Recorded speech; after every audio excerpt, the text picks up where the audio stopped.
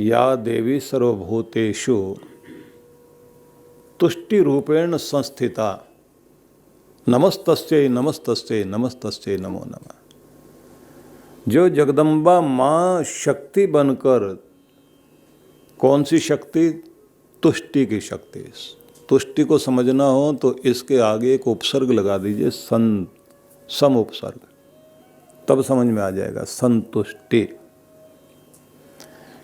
जो देवी माँ सबके अंदर एक शक्ति, जिसको संतुष्टि की शक्ति कहते हैं, बनकर बैठी है, क्योंकि उसकी कृपा से ही संतुष्टि आती है। नहीं तो कितना भी मिल जाए आपको, कितना भी कुछ प्राप्त कर लें, आपके जीवन में संतुष्टि, तृप्ति नहीं होती। और जब तक संतुष्टि नहीं होती तब तक व्यक्ति अंदर से संपन्नता अनुभव नहीं करता कि क्या कमी है मेरे पास, क्या नहीं है। जितना जीवन चलाने के लिए चाहिए वो सब कुछ मेरे पास है, इससे बड़ी और संपन्नता क्या होगी? मेरे सारे कार्य हो रहे हैं। प्रदर्शन के लिए मैं धन रख करके और शोरूम में तुम्हें कहूं कि ये है, ये है, ये है, और फिर दूसरे के साथ बैठ कर के मैं कंपटीशन करूं और तुलना होती रहे कि तुम्हारे पास इतना, मेरे पास इतना, ये तो बच्चों का खेल है, तेरे पास ये खिलौना तो मेरे पास तेरे से बड़ा खिलौना। नहीं, जब तुम अंदर से संतुष्ट होकर धन्यवादी बनते हो और प्रसन्न रहते हो, सब तो है, काम तो पूरे चल रहे हैं। चिंता करने से तो आता नहीं, लेकिन उसकी कृपा से, उसके चिंतन से कोई ना कोई दया कृपा होती रहती है, काम चलते रहते हैं। इसलिए संतुष्ट हों। और इसके लिए एक शब्द बोला जाता है, जो प्राप्त है बस पर्याप्त है, बहुत है। प्राप्त है बस पर्याप्त है। आनंदित हों, संतुष्ट हों, धन्यवादी हों। नहीं संतुष्ट होंगे तो कितना मिले जो धन्यवाद करोगे? व्यक्ति जो है जितना भी प्राप्त कर लेगा तो उसके बाद फिर बराबर वाले को देखता है, उसके पास थोड़ा और ज्यादा, ये और दे भगवान, फिर धन्यवाद करो।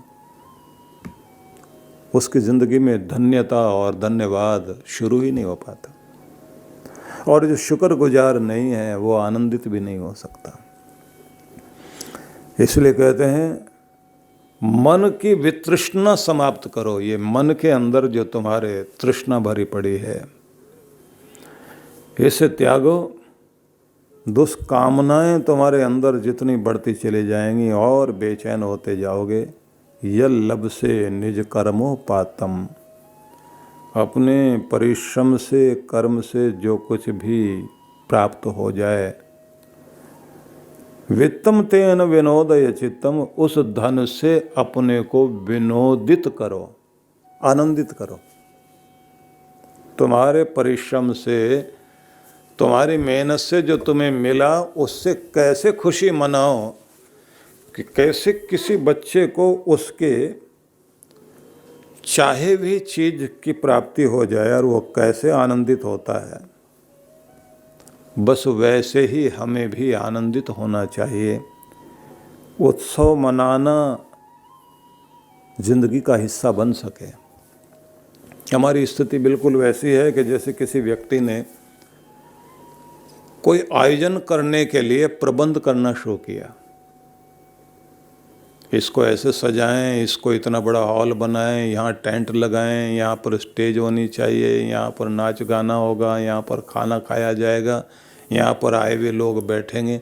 और वो प्रबंध करते करते समय बीत जाए और आयोजन हो ही नहीं, महोत्सव हो ही नहीं, वो बारात आए ही नहीं, वो गीत संगीत हो ही नहीं।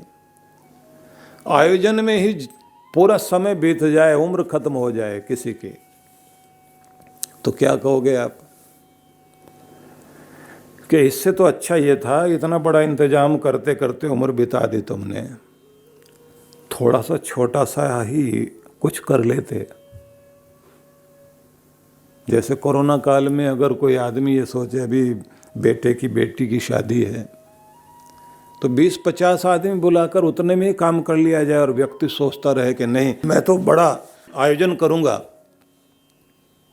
और उसी इंतजार में समय बीतता चला जाए और इस बीच में जो है लड़का लड़की दोनों बातचीत करते करते झगड़ पड़े और रिश्ता तोड़ बैठे, तो समय खत्म हो गया ना। जो आपके सामने स्थिति है उसमें आनंद मना लीजिए, जो प्राप्त है उसको पर्याप्त कहकर आनंदित हो लीजिए। जो आपको मिला उसका तो आनंद मना नहीं पाए, लेकिन जो अप्राप्त है उसके प्रति और ज़्यादा व्याकुल होते होते तुम तृष्णा में जो लग गए हो, तो तृष्णा का चिंतन हो रहा, भगवान का चिंतन तो नहीं हो रहा। भज गोविंदम भज गोविंदम भज गोविंदम मूढ़ मते। इसलिए कितने तरह के मूढ़ होंगे उसकी चर्चा है ये। एक मूड तो वो है कि उम्र बीत गई उसके बाद भी प्रदर्शन में लगा हुआ, विद्वता दिखाने में लगा हुआ है। परमात्मा तुम्हारी बुद्धि से नहीं रीझेगा, तुम्हारे हृदय के प्रेम से रीझेगा। दूसरे वे लोग हैं जो धन की तृष्णा में ही पूरा जीवन बिता रहे हैं, लेकिन कभी भी अपने मन से, हृदय से भगवान का नाम जपने के लिए, उसको हृदय में बैठाने के लिए समय नहीं निकाला। उन्होंने फिर कहा तीसरे मूर्ख और सुन लो। नारी स्तन भरणाभिदेशम दृष्ट्वा मागा मोहावेशम एतान मांसा वसाद विकारम मनसि विचिन्त्य वारम वारम। विपरीत लिंगी का आकर्षण बहुत बड़ा होता है, स्त्री का पुरुष में और पुरुष का स्त्री में। युवावस्था में यह आकर्षण भयंकर होता है। आदि शंकर ने पुरुष को सामने रख करके समझाना शुरू किया कि तुम्हारे विपरीत में देह एक नारी देह है, जिसके विषय में तुम्हारे मन में तरह तरह के विकार जागते हैं, और अगर तुम उन विकारों में ही रात दिन सोचते सोचते समय बिता रहे हो, तो थोड़ा चिंतन गहरे ढंग से कर लेना कि जो सुंदरता तुम्हें दिखाई देती है वो है क्या। मांस वसा मतलब मांस और चर्बी, खून और हड्डी, उसका ही एक विकार है शरीर, पुरुष का हो या स्त्री का हो। और इसको जैसे तुम चिंतन करोगे तो समझ में आएगा कि तुम किस विचित्र आकर्षण में पड़कर, जिसके आकर्षण में बंधने के लिए दुनिया में आए थे, खोज करने आए थे परमात्मा की, और किस मोह ममता में पड़कर अपने आप को मूर्ख बना रहे हो। इसके विषय में बहुत तरह तरह के उदाहरण दिए जाते हैं। महान पुरुष लोग जो है बहुत तरह के उदाहरण देते हैं कि बहुत सुंदर कोई युवा सन्यासी ज्ञान विज्ञान में बड़ा ही निष्णात व्यक्ति था। गुरु ने उसको कहा कि जाओ खुद को जगाओ और नगर को जगाओ और जाकर भजन करो, साथ साथ में भिक्षावृत्ति करते हुए अपने तन का पोषण करना, और 3 दिन से अधिक कहीं रुकना नहीं। अब कथाएं हैं लेकिन सार बता देता हूँ। भिक्षा मांगते मांगते मांगने के लिए जैसे समय हुआ तो चलते चलते उसने एक जगह संगीत सुना। अच्छा लगा उसको, उसके मन में आया यहाँ भिक्षा मांगनी चाहिए, यहीं जाना चाहिए। अलग निरंजन करना था, ऊपर गए तो सीढ़ियाँ चढ़ते हुए देखा एक तरुणी नृत्य कर रही है, एक महिला उसके साथ बैठी हुई है, संगीत चल रहा है। उसके लंबे केस, सुंदर देह यष्टि, और जैसे जैसे उसने नृत्य शुरू किया तो ये अपना अलग निरंजन भी कहना भूल गया, खड़ा वहीं। नृत्य करते करते उस महिला ने इशारा किया, क्या बात है? इन्होंने इशारा करके कहा नहीं आप चालू रखिए। अब ये वहां बैठ गए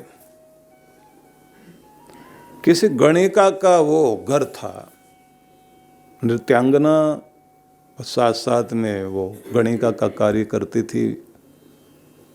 अब वहाँ बैठा हुआ, अब इसने जो साहित्य पढ़ा था उसको ध्यान में लेकर इसने केश विन्यास से शुरुआत की और नायिका का वर्णन जो साहित्य में किया हुआ वो सारा उसने वर्णन वही श्लोक बोले मन मन में और दोहराते दोहराते कहे कि ये उनकी नायिका, वो नाटककार ने जो लिखा बिल्कुल वैसी है।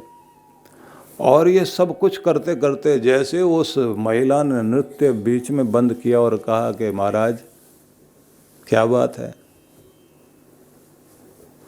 बोले भिक्षा मांगने आए थे लेकिन अब तो मन करता है कि हम यहाँ रुक जाएं। और गुरु ने ये कहा था कि अगर पूरी तरह से मुक्त होकर दुनिया से तुम चल सकते हो तब तो बहुत अच्छी बात है।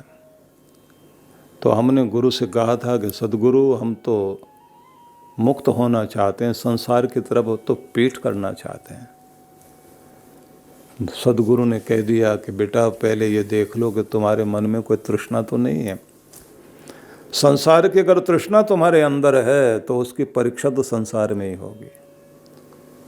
और अगर मन में तृष्णा है तो फिर जो है साधु वाले मार्ग पर आगे ना बढ़ करके तो तुम गृहस्थ हो जाना।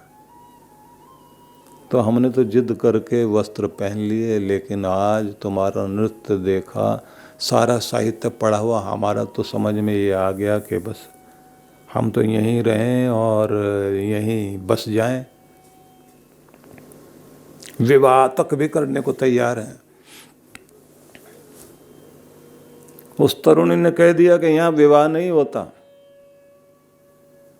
जो तुम्हारे मन में तृष्णा है वो जरूर तुम्हारी पूरी हो सकती है।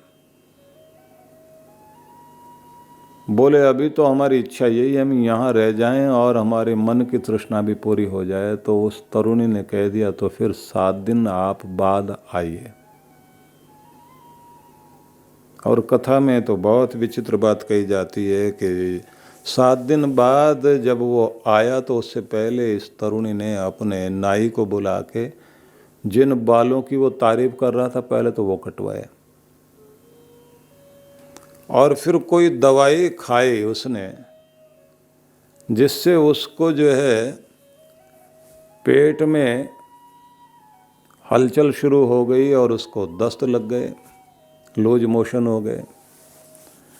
और जिस कमरे में उसने अपने आप को माँ से कहकर बंद कर लिया था और कह दिया था कि मैंने इस सन्यासी को जगाना है क्योंकि ये गुरु से शिक्षा लेकर संसार की तरफ आ तो गया लेकिन संसार के भाव बंधन में ना बंध जाए, तो इसलिए इसको शिक्षा देना बहुत ज़रूरी है। माँ बहुत डांटती रही, क्यों अपने बाल कटवा रही थी। उसने कहा कि ये सब आवश्यक है और 7 दिन के लिए बंद कर लिया अपने आप को। 7वें दिन जैसे सन्यासी आया, उसने सीढ़ियाँ चढ़ी तो एक नौकर ने कह दिया कि आप आगे चले जाइए, वो तरुणी आपको बुला रही है, आपकी प्रतीक्षा कर रही है। जैसे इसने अंदर जाने के लिए द्वार पर खड़ा हुआ तो दुर्गंध बहुत थी। अंदर से आवाज़ आई, वही आवाज़ जानी पहचानी आवाज़ थी कि द्वार खोलिए और अंदर आइए। देखा तो हड्डी हड्डी हुई बैठी है वो, सिर पर बाल नहीं और चेहरे का हड्डियां दिखाई दे रही हैं, दुर्गंध बड़ी भारी, इससे खड़ा नहीं हुआ गया। उसने कहा तुम्हारा रूप रंग कहाँ गया, सुंदर बाल कहाँ गए? बोले वो पड़े हैं इधर देखो। तुम्हारा रूप रंग कहाँ है वो? बोले अगर देखना है तो आगे चले जाओ, पुराना ज़माना था तो उस समय के बाथरूम और उस समय के टॉयलेट भी कुछ अलग तरह के होते थे। उसने कहा बस उधर चले जाओ। जैसे वो गया और वहाँ गंदगी देखी, उल्टी होने को हो गई उसको। बोला ये सब क्या मजाक है? बोले बस यही रंग रूप था जो चमकता था चेहरे पर, बस वो निकल गया है 7 दिन की बीमारी से, इसी पे तो मरीज रहे थे। उल्टी होने को हुई और वहां से चीखता हुआ बाहर भागा। उस तरुणी ने कहा कि अगर तुम इस गंदगी को ही पसंद करना चाहते हो और गंदगी में गिरने के लिए आए हो दुनिया में, तो फिर ये साधु वाले कपड़े छोड़ दो। और उस युवक ने कहा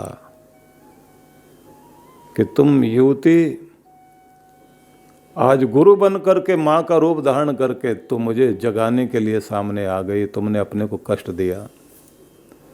भागता हुआ वन की तरफ चल पड़ा और मुख से वही निकल रहा, भज गोविंदम भज गोविंदम भज गोविंदम मूढ़ मत।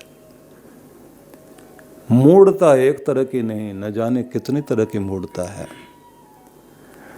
और इन मूढ़ताओं में जब व्यक्ति फंसता है तो फिर वह बंधा रह जाता, और एक मूढ़ता से दूसरी मूढ़ता पर ये कदम चलते रहते हैं।